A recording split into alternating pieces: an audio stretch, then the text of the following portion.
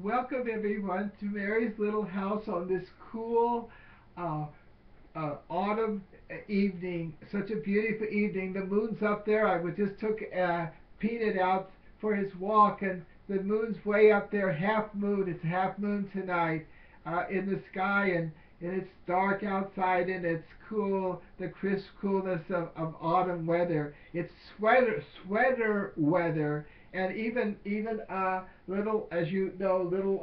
Here's our welcome. Welcome to Mary's little house. Yeah, this is Wilbur the Bear with the sweater, and he's wearing his sweater for autumn. I'm wearing my sweater too, my favorite one.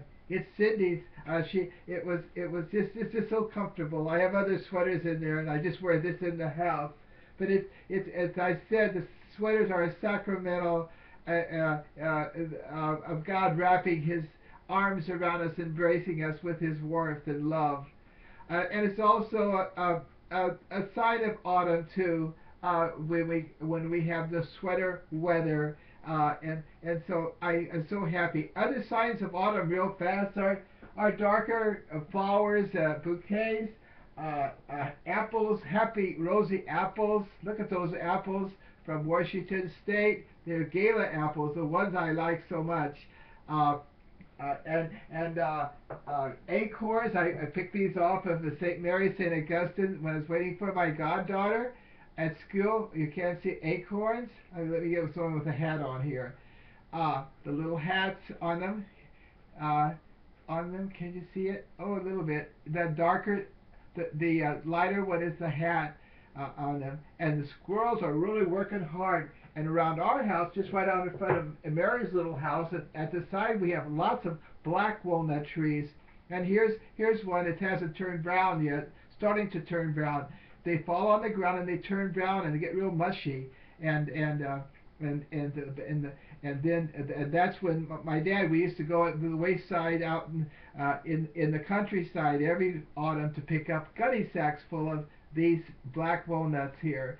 And uh, uh, then they get real gooey, and this part here, and Daddy it does gets that covering off, and then he during the winter he's down there pounding, breaking the walnuts up. It's very hard shell, and picking out the the walnuts, the nougats in there, and Mom uses it for the Christmas, the black walnut, uh, um, uh, uh, uh, nougats for the Christmas fruit cakes. That was a tradition. That's a fall tradition too. Oh, you see, also, someone, one of my dear friends gave me this.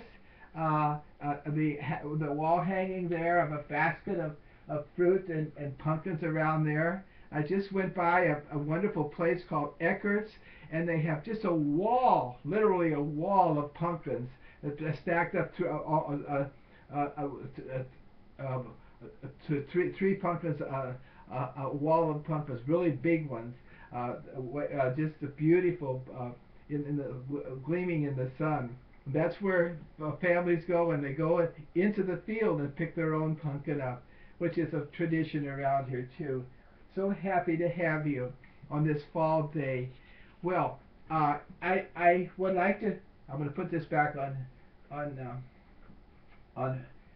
on Wilbur the bear with the sweater. Anyway, you're welcome. I'd like to talk about this little statue here. To the two figures. There you see Jesus, and here we can get you closer. It's harder to see the face and everything. There you see Jesus washing the feet of Peter. Remember, Peter was very reluctant, and this happened just before, at the Last Supper, just before the first Mass, the first Eucharist, the Last Supper, when he gave himself under the signs of bread and wine, his body and blood. He anticipated what was going to happen the next day on Good Friday, his offering himself on the cross. Well, to dispose the apostles, to teach them how to live this new commandment. He says in John 13:34, I give you a new commandment, love one another as I have loved you. Well, how does he do that? Well, ultimately his love was on the cross.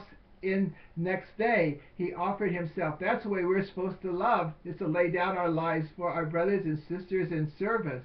But in the practical everyday, we working up to that ultimate gift of ourselves, we are to serve him. And here he takes off his outer garment and gets a towel around him, an apron, and he starts washing the feet of the apostles. The apostle. Now remember, that was a servant, a slave task to wash the feet of the guests.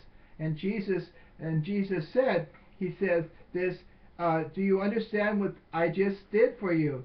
You address me as teacher and Lord, so he's got authority, and fittingly enough, for that is what I am. But if I washed your feet, I who am your teacher and Lord, then you must wash each other's feet.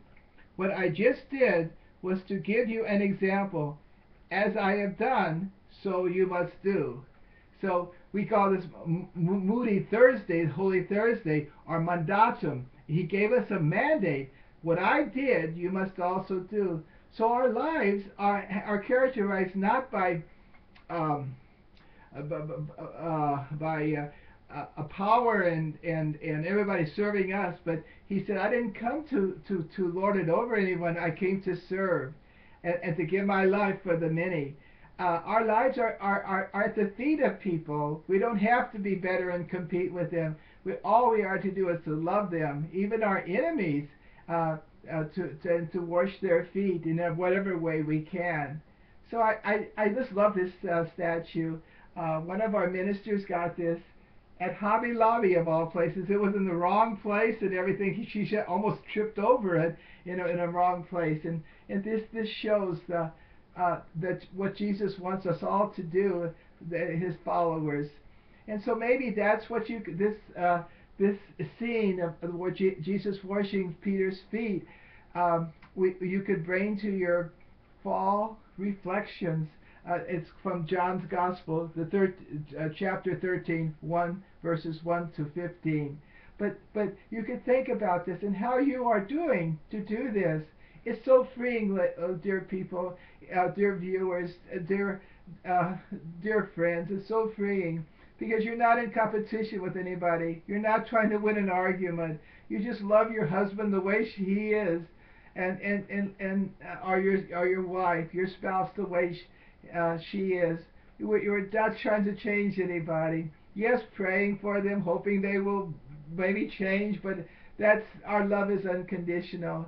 We love our children too. We're not riding hard on them all the time. We love them. We back off and look at them with the eyes of Christ and just want to serve them and to help them. Yes, we have to correct and all that, but we do it with great patience and compassion and love. Yes, with strength too. We don't back away from our duty as parents. But this is the key thing in our prayer. I think we should think about that, not as a task, but Jesus, help me to do what you did. What I just did was to give you an example. As I have done, so must you do. So just to pray to Jesus and think about each member of your family, how you could be more Christ-like to them, more washing their feet to them, or the people at the office, or the relatives, the in-laws, or your friends. That everyone just see you as one who just cares about them, really cares, has great compassion for them, especially the poor. And they feel so needy, and they're angry and hurt and scared and afraid. And you could come along and have great compassion and love them and make them feel like a person, make them feel with dignity by your kindness, your smile, your helping hand, your graciousness, your generosity.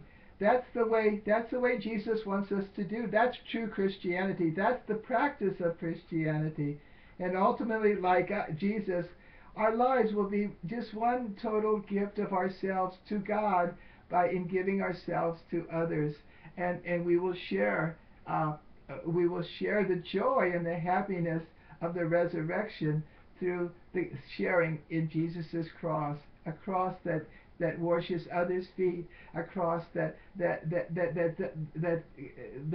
doesn't look out for number one anymore, but because God will take care of all our needs. He's got us covered. What we are to eat, what we are to drink, what we are to wear, and all our needs. All He wants us to do is completely surrender to Him and His holy will, and in humbly serving others, the people that He gives us in our lives, and loving others not only locally but globally by our zeal to pray for the missions, to spread the good news, the gospel to the whole world, by our prayers, our sacrifices, our material help. I'm so happy to be with you. So happy to share this fall with walnuts and acorns and apples, rosy apples, and orange pumpkins, and just beautiful autumn oranges and dark colors. Yeah, I see the women starting to wear darker colors from the summer, lighter colors. It's so wonderful. It's so exciting. And so have a wonderful fall. Fall for Jesus. Do everything to please Him. And the greatest way we please Him is to do what He did, is to wash each other's feet in humble service and happiness and joy, and not counting the cost. God bless you.